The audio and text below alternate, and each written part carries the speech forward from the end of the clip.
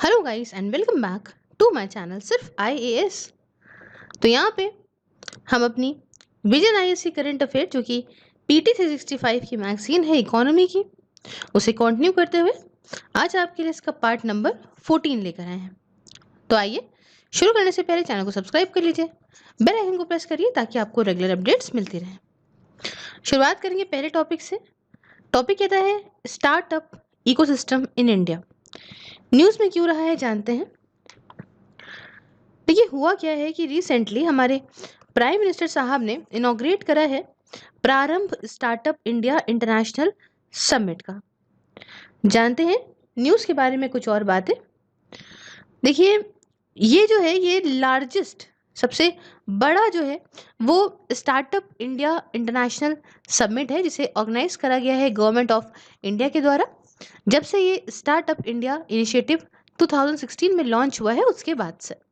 फिर समझिए, जब से ये स्टार्टअप इंडिया का इनिशिएटिव 2016 में लॉन्च हुआ है तब से ये सबसे बड़ा largest startup India international summit है जिसे ऑर्गेनाइज करा गया है गवर्नमेंट ऑफ इंडिया के द्वारा।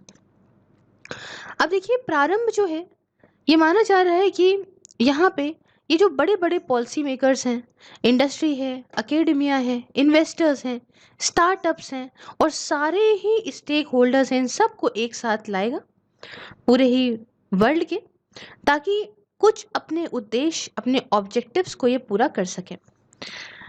इसे ऑर्गेनाइज करा जा रहा है department for promotion industry and international trade, ministry of commerce and industry के अंदर जो है उसके द्वारा। करीब 25 कंट्रीज और करीब 200 से ज़्यादा ग्लोबल स्पीकर, जिसमें मेंबर्स आपके बिम्स्टेक के भी होंगे। बिम्स्टेक का मतलब होता है bay of Bengal initiative for multi sectoral technical and economic cooperation, countries के भी मेंबर्स होंगे जो कि इसके अंदर पार्टिसिपेट करेंगे। अब देखिए क्या है ये स्टार्टअप, ये समझते हैं व्हाट इज स्टार्टअप। यहाँ पे देखिए department of industrial policy and promotion, जिसे हम लोग DIPP बोलते हैं, ministry of commerce and industry के अंदर इसने स्टार्टअप को डिफाइन करा है। क्या डिफाइन करा है कि एक ऐसी एंटिटी है जो इनकॉर्पोरेटेड है as a private limited company के तौर पे, जैसे कि डिफाइन करा गया है कंपनीज एक्ट 2013 के अंदर। या तो भाई प्राइवेट लिमिटेड कंपनी के तौर पे इनकॉर्पोरेट होगी या एक रजिस्टर्ड करी जाएगी एज अ पार्टनरशिप, जो कि पार्टनरशिप एक्ट 1932 के अंदर हो, या फिर रजिस्टर्ड करी जाएगी as a limited liability partnership under the limited liability partnership act 2008 के अंदर इंडिया के अंदर। तो ऐसा कुछ भी अगर ये स्टार्टअप जो है ऐसी कोई भी एंटिटी होगी तीनों में से तो वो स्टार्टअप कहलाएगी। अब बात आती है कि अभी का करंट स्टेटस क्या है ना, ये स्टेटस अभी का क्या है स्टार्टअप इकोसिस्टम का हमारे इंडिया में। तो इंडिया में देखिए अगर बात करें तो थर्ड लार्जेस्ट इकोसिस्टम है पूरे वर्ल्ड का। 38 यूनिकॉर्न्स हैं, 15% हर year on year average growth होती जा रही है। टेक्नोलॉजिकल सेंट्रिक स्टार्टअप जो है इनमें काफ़ी ज़्यादा ग्रोथ देखने को मिली है। कुछ चैलेंजेस भी हैं जो फेस करते हैं स्टार्टअप, जैसे कि फंड्स वगैरह की, रेवेन्यू कैसे जनरेट करें, बहुत ज़्यादा ब्यूरोक्रेटिक, बहुत ज़्यादा इंटरफेरेंस से हर्डल्स हैं और सपोर्टिंग इंफ्रास्ट्रक्चर अच्छा नहीं है, साथ में मेंबरशिप और सपोर्ट की भी कमी है। अब देखिए यहाँ पे किस तरीके से स्टार्टअप इंडिया इनिशिएटिव ने यहाँ पे एम करता है कि वो सारे ही जो चैलेंजेस मैंने आपको बताए उसे यहाँ पे एड्रेस करे, सॉल्व करे और स्टार्टअप्स को फिर से जो है वो क्या कहते हैं इनकरेज करे। देखिए स्टार्टअप इंडिया इनिशिएटिव 2016 में लॉन्च करा गया था। ये एक फ्लैगशिप इनिशिएटिव है सरकार का, जिसका एम है कि जो भी प्रॉब्लम्स आती हैं उन्हें हम सॉल्व करेंगे एक 3 pronged स्ट्रैटेजी के थ्रू। ठीक है, जब ये कंप्लीट हो जाएगी, मतलब जैसे ही 5 साल कंप्लीट होंगे स्टार्टअप इंडिया के, इसका कंट्रीब्यूशन जो स्टार्टअप इकोसिस्टम में है वो देखने को मिलेगा।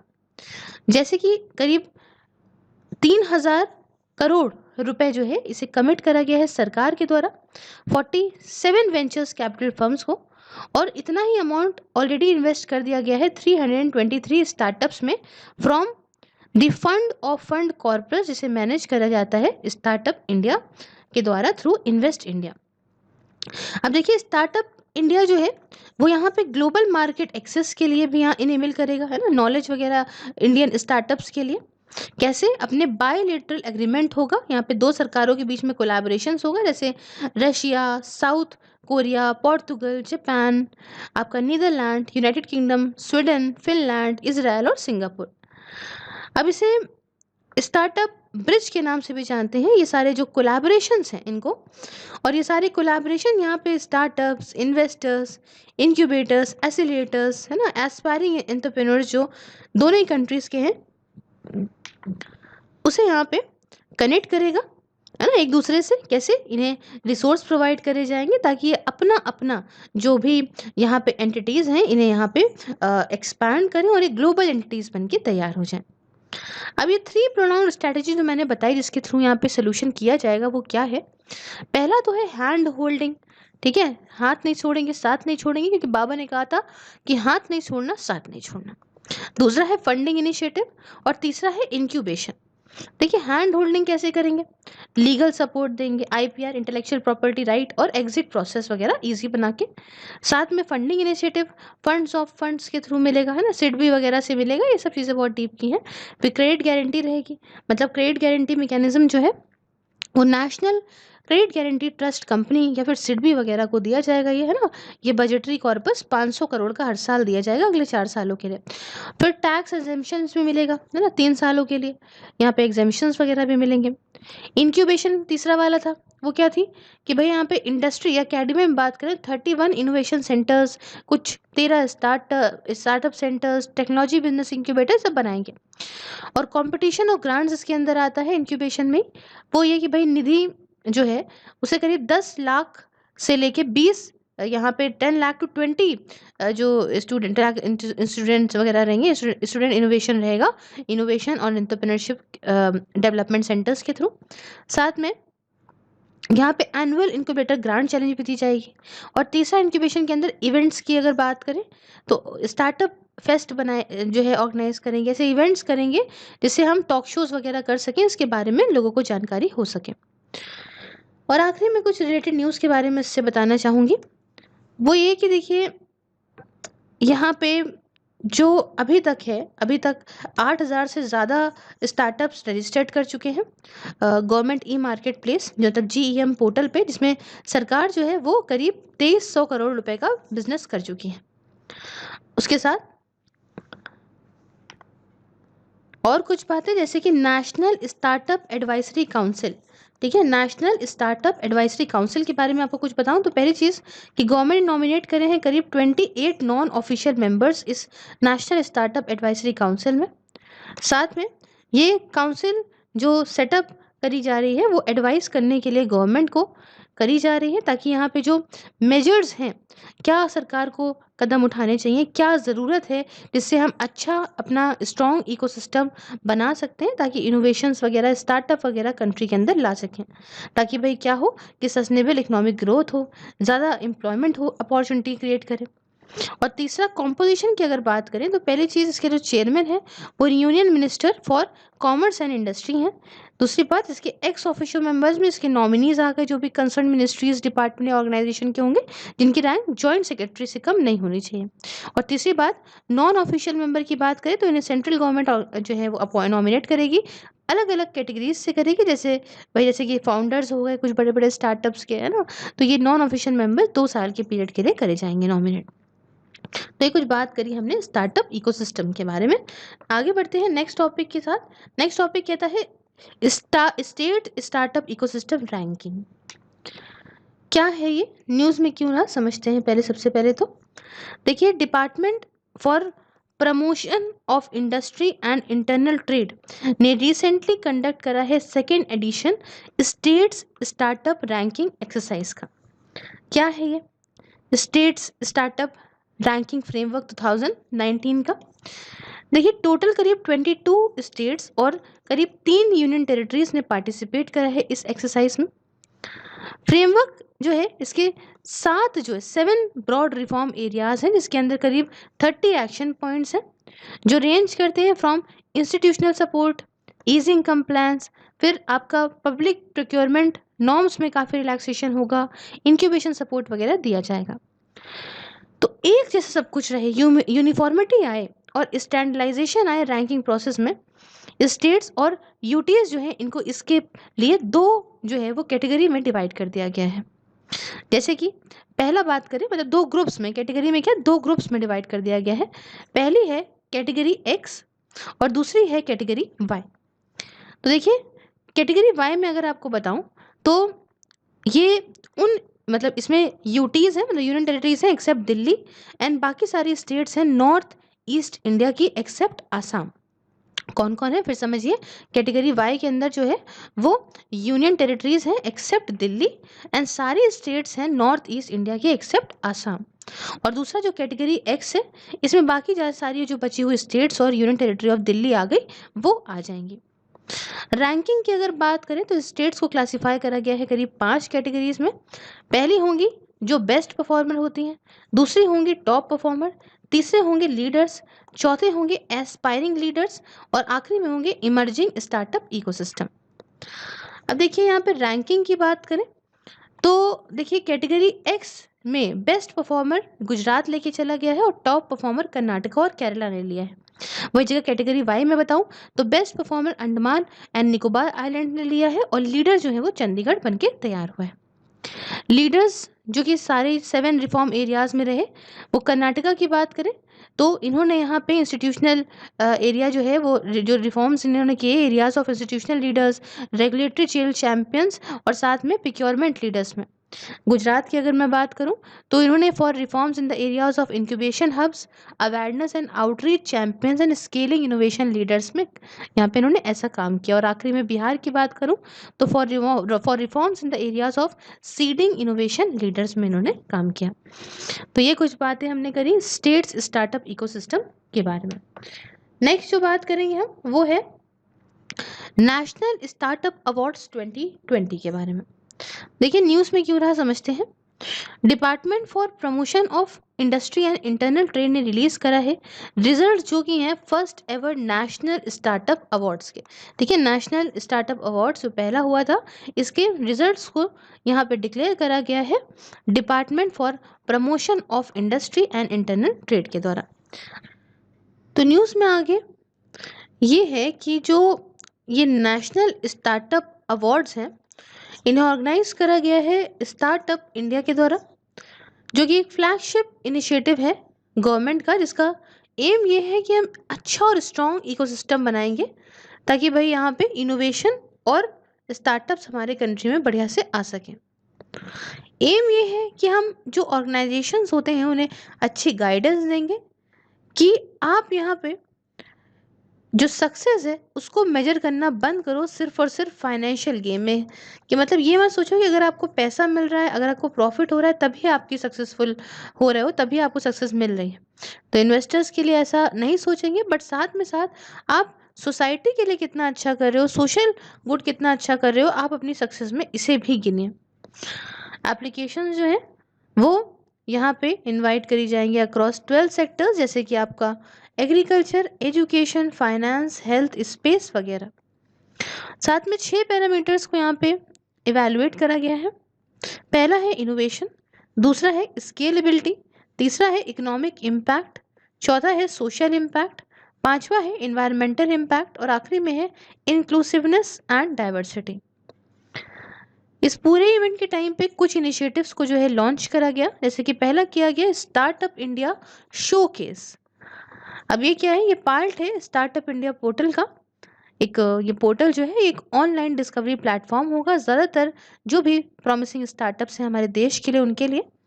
साथ में मदद करेगा इंडस्ट्री को, इन्वेस्टर्स को, पब्लिक अथॉरिटीज़ को कि आप अच्छा खासा यहाँ पे फाइंड और कनेक्ट करें स्टार्टअप्स को विद फाइंड और कनेक्ट करें विद स्टार्टअप, मतलब स्टार्टअप्स के साथ यहाँ पे कनेक्ट करें जाके ताकि आपकी बढ़िया पोटेंशियल पार्टनरशिप हो पाए, इन्वेस्टमेंट अच्छा हो, साथ में पब्लिक प्रोक्योरमेंट वगैरह जो है अच्छे से हो जाए। और तीसरा जो लॉन्च करा गया वो करा गया यहाँ पे blockchain based certificate verification system. तो इसमें क्या होगा इस सिस्टम से कि यहाँ पे तुरंत वेरिफिकेशन करवाएगा, तुरंत आपको सर्टिफिकेट मिल जाएगा, रिकॉग्निशंस वगैरह जो भी इशू करेगा ये department of industry and internal trade. ठीक है, तो ये कुछ बात करी हमने नेशनल स्टार्टअप अवार्ड्स 2020 के बारे में।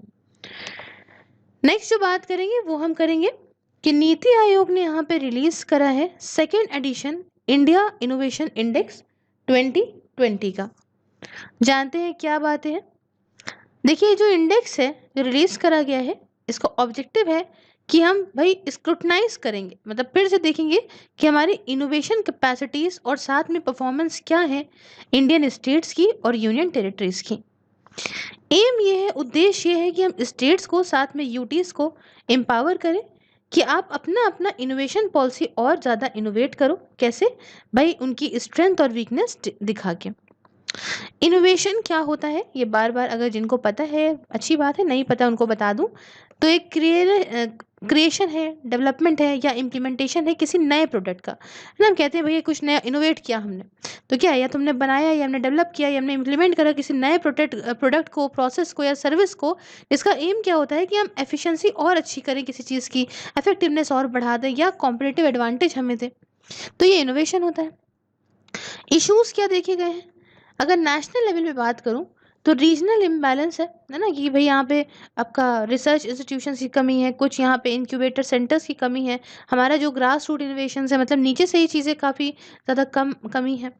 और स्टेट लेवल की बात करें तो स्टेट स्पेसिफिक इनोवेशन सेल नहीं है हमारे पास में स्टेट लेवल इंगेजमेंट नहीं है ना, अपनी अच्छी बेस्ट प्रैक्टिसेस को दिखाने के लिए। और आखिरी में भाई सजेशंस की अगर हम बात करते हैं तो show case best practices under cooperative federalism, best practices को ऑब्जर्व किया जाता है स्टेट्स के अंदर, है ना, तो ये फिर होना ही चाहिए और इसे डॉक्यूमेंटेड भी करना चाहिए, सबको देना भी चाहिए ताकि यहाँ पे सबको लर्निंग मिले, पीयर टू पीयर लर्निंग हो। और दूसरी बात, फोकस करिए आप यहाँ पे स्टेट स्पेसिफिक पॉलिसीज पे। तो यही दो दिक्कत थी, ये दो चैलेंज थे, दोनों चैलेंज यहाँ पे आप सॉल्व कर लीजिए। सेम तरीके से ग्लोबल इनोवेशन इंडेक्स को भी पब्लिश किया जाता है हर साल वर्ल्ड इंटेलेक्चुअल प्रॉपर्टी ऑर्गेनाइजेशन विपो की तरह, याद रखिएगा। इसमें इंडिया की रैंकिंग जो है 2020 में आई थी 48। अब देखिए इससे रिलेटेड न्यूज़ भी हम लोग कुछ जान लेते हैं। पहली बात तो इंडिया की रैंक इम्प्रूव हुई है ग्लोबल इनोवेशन इंडेक्स में, 4 प्लेसेस से हमने इम्प्रूव करा है। 2020 में जैसे मैंने बताया हमारी रैंक 48 थी, लेकिन अगर हम देखें लास्ट ईयर हमारी रैंक 52nd थी, मतलब उसके पहले वाले साल में। तो अब बात आती है कि ग्लोबल इनोवेशन इंडेक्स आखिरकार है क्या। डेवलप करा जाता है ये वर्ल्ड इंटेलेक्चुअल प्रॉपर्टी ऑर्गेनाइजेशन, जिसे हम लोग विपो कहते हैं, उसके द्वारा। और इसमें टॉप बिजनेस यूनिवर्सिटीज़ की मदद होती है, जैसे कि कॉर्नेल यूनिवर्सिटी, आपका इंस्टेड वगैरह जो होती हैं वो। ये मेजर करता है इनोवेटिव कैपेसिटी और साथ में आउटपुट जो कि 131 इकोनॉमीज का है।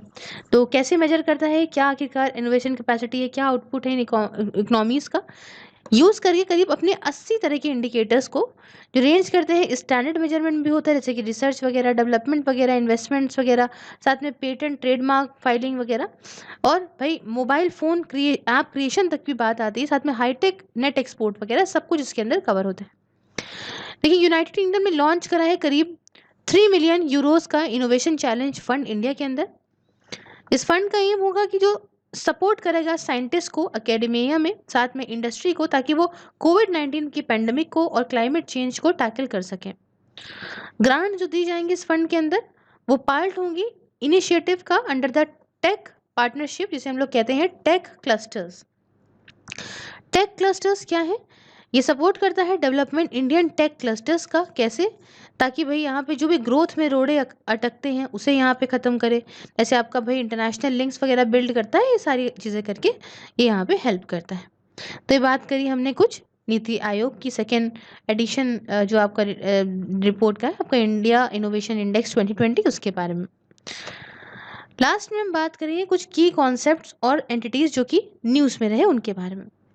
देखिए सबसे पहला जो रहा हमारा, यहाँ पे आप देख सकते हैं, वो है national database of unorganised workers. देखिए इसको शॉर्ट फॉर्म में हम NDUW बोलेंगे।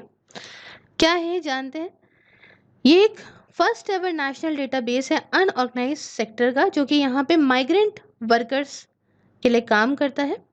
ठीक है, मतलब वर्कर्स में इंक्लूडिंग माइग्रेंट वर्कर्स, सब कुछ है, सारे वर्कर्स के लिए है, सॉरी, इसमें माइग्रेंट वर्कर्स भी इंक्लूडेड है। फिर समझिए, ये जो है ये फर्स्ट एवर इंटरनेशनल डेटाबेस है अनऑर्गेनाइज सेक्टर वर्कर्स का भी है, जिसमें कि माइग्रेंट वर्कर्स भी आते हैं। एम ये है कि एक ऐसा प्लेटफॉर्म प्रोवाइड करे वर्कर्स के लिए और एम्प्लॉयर्स के लिए, और साथ में यहाँ पे सरकार के लिए, जिससे अच्छे खासा इम्प्लीमेंटेशन हो सके कुछ प्रोग्राम्स का ऐसे लेबर्स के लिए। देखिए, ministry of labour and employment ने इन्वेसाज करा है डेवलपमेंट इसका, और भाई ये आधार के साथ में है ना, seeded with Aadhaar. Unorganise workers social security act 2008 का जो है ये इसका मतलब had first mandated that every worker be registered and issued a smart ID card. ठीक है, इस एक्ट ने कहा था कि यहाँ पे ज़रूरी बना दिया था कि हर एक वर्कर जो है उसके पास एक रजिस्टर्ड और इशूड स्मार्ट आईडी कार्ड होना चाहिए। नेक्स्ट आप देख सकते हैं जो है ये है सहकार मित्र। तो देखिए, ये एक इंटर्नशिप प्रोग्राम है जहाँ पे पेड इंटर्नशिप देगा यूथ को, और साथ में इंश्योर कराएगा अवेलेबिलिटी अश्योर्ड प्रोजेक्ट लोन की। भैया यूथ को यहाँ पे सीधी सीधी बात है कि पेड इंटर्नशिप भी देगा, और यहाँ पे क्या और देगा कि भैया लोन वगैरह जो है इंश्योर कराएगा अवेलेबिलिटी अश्योर्ड प्रोजेक्ट्स लोन की इन यूथ कोऑपरेटर्स को। अब देखिए, प्रोफेशनल ग्रेजुएट्स इन डिसिप्लिन जैसे कि एग्रीकल्चर में हुए हों, एलिट्स एरियाज में हुआ हो, आईटी वगैरह में हुए हों, ये इसके लिए एलिजिबल होंगे। ये एक इनिशिएटिव है national cooperative development corporation NCDC का, जो कि एक स्टैट्यूटरी बॉडी है, मतलब एक्ट ऑफ द पार्लियामेंट के थ्रू बनाई गई है, और ये ministry of agriculture and farmer welfare के अंदर आती है। फंक्शंस क्या है एनसीडीसी के, ये भी देख लीजिए। प्लानिंग करना, प्रमोट और फाइनेंस करना प्रोग्राम्स को प्रोडक्शन के लिए, साथ में प्रोसेस, मार्केट, स्टोरेज, एक्सपोर्ट और इंपोर्ट करना एग्रीकल्चर प्रोड्यूस वगैरह को। टॉपिक बात करेंगे वो है युवा। क्या है ये? एक मल्टी स्टेक होल्डर प्लेटफॉर्म है जिसका एम है कि यंग लोगों के लिए एक ट्रांजिशन बनाना जो कि एजुकेशन और लर्निंग से प्रोडक्टिव वर्क तक के लिए जाता हो, है ना, और एक्टिव सिटीजनशिप होगी भाई, एजुकेशन लर्निंग से यहाँ पे प्रोडक्टिव वर्क तक पहुँचे, है ना, और एक्टिव सिटीजनशिप हो। Recently ministry of youth affairs and sports and यहाँ पे युवा मतलब आपका जनरेशन अनलिमिटेड इंडिया ने एक साथ एक पार्टनरशिप साइन करी है, जिससे हम यंग लोगों को और ज़्यादा मजबूत मतलब एम्पावर कर सकते हैं। अब देखिए, ये जो है ये करा जा रहा है कोलैबोरेशन में with UN in India, United Nations के साथ में। क्या है ये समझते हैं। देखिए, इसमें अंदर कौन कौन आ रहा है? UNICEF, UNDP United Nation Development Programme, UNFPA, UNODC United Nation Environmental Programme, UNHCR, ILO International Labour Organisation, सब कुछ आ रहा है। ठीक है, एम ये है कि जो यंग लोग हैं, जो जवान लोग हैं, उनका हम पोटेंशियल बढ़ाएंगे। कैसे? उनका अच्छा खासा एंगेजमेंट और पार्टिसिपेशन करवा के सोशल, सिविक और कम्युनिटी इनिशिएटिव में। नेक्स्ट जो हम बात करेंगे वो रहेगा entrepreneurship development institute of India के बारे में। क्या है ये समझते हैं। देखिए, ये एक ऑटोनॉमस और नॉट फॉर प्रॉफिट इंस्टीट्यूट है, सेटअप किया गया था 1983 में, और ये स्पॉन्सर करा गया है एपेक्स फाइनेंशियल इंस्टीट्यूशंस, बड़े बड़े फाइनेंशियल इंस्टीट्यूशन जैसे कि IDBI bank limited, IFCI limited, ICICI bank limited और State of Bank of India के द्वारा। एम ये है कि एंटरप्रेन्योरशिप को बढ़ाना है, साथ में जो एंटरप्रेन्योर्स हैं अलग अलग सेक्टर्स की, इनके एक साथ लाना है, असेस करना है ताकि इनकी कैपेसिटी और बिल्ड हो, ट्रेनिंग देनी है एंटरप्रेन्योरशिप वगैरह में, और ऐसी बहुत सारी बात है। ये एक नोडल इंस्टीट्यूशन है जो कि पार्ट है government of Gujarat promoted startup policy का। साथ में इसे सेलेक्ट करा गया है मिनिस्ट्री ऑफ एजुकेशन के द्वारा, ताकि हम यहाँ पे इंस्टीट्यूशन को इस्टेब्लिश करें, इंस्टीट्यूशन इनोवेशन काउंसिल को इस्टेब्लिश करें, इंस्टीट्यूशन इनोवेशन काउंसिल को इस्टेब्लिश करें, जिसका एम होगा कि हम यहाँ पे जो है वो फॉस्टर करें कल्चर ऑफ एजुकेशन। ठीक है, एजुकेशन हो भैया, ऐसा हो कुछ। नेक्स्ट टॉपिक यहाँ कहता है भाई second edition of student entrepreneurship programme launch करा गया। इस प्रोग्राम को नीति आयोग के जो अटल इनोवेशन मिशन है उसके द्वारा, और कोलैबोरेशन रहा डेल टेक्नोलॉजीज के द्वारा। साथ में ये किसके लिए था? वो young innovators of Atal tinkering labs के लिए यहाँ पे ये लॉन्च करा गया। अब देखिए, ये यहाँ पे मेंटर सपोर्ट पाएंगे, आपका प्रोटोटाइपिंग और टेस्टिंग सपोर्ट पाएंगे, इंटेलेक्चुअल प्रॉपर्टी रजिस्ट्रेशन होगा, साथ में पेटेंटिंग होगा इनके आइडियाज़ वगैरह का, ये सब कुछ ये डेल वॉलंटियर्स की तरफ से पाएंगे। साथ में यहाँ पे देखिए जो SEP है, मैं यही जो आपका स्टूडेंट एंटरप्रेन्योरशिप प्रोग्राम है, ये एक 360 डिग्री डेवलपमेंट प्रोग्राम है, मतलब हर चीज़ को देख के चला गया है फ्यूचर टेक्नोलॉजी लीडर्स और एंटरप्रेन्योर्स के लिए। और ये डेडिकेटेड पूरी तरह से मालूम है किसको है, इनोवेशन स्टूडेंट के अंदर इनोवेशन स्पिरिट बढ़नी है कि वो लोग भी कुछ नए नए इनोवेशंस करें, समझे। तो स्किल्स ऐसी आनी चाहिए। लास्ट में इसके अंदर जो बात करेंगे वो है चुनौती, challenge Hunt under NGIS for advance uninhabited technology intervention. क्या है जानते हैं।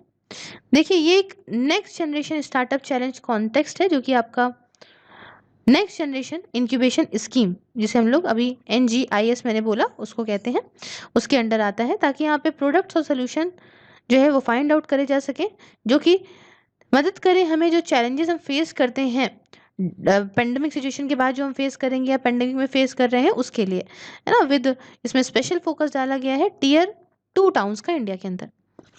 अब देखिए ये जो नेक्स्ट जनरेशन इंक्यूबेशन स्कीम है, ये एक सॉफ्टवेयर टेक्नोलॉजी है, ये सॉफ्टवेयर टेक्नोलॉजी पार्क्स है इंडिया के कॉम्प्रिहेंसिव इंक्यूबेशन स्कीम के, जिनका ये विजन है कि हम यहाँ पे इंडिया को और बढ़ाएंगे सॉफ्टवेयर प्रोडक्ट नेशन के तौर पे।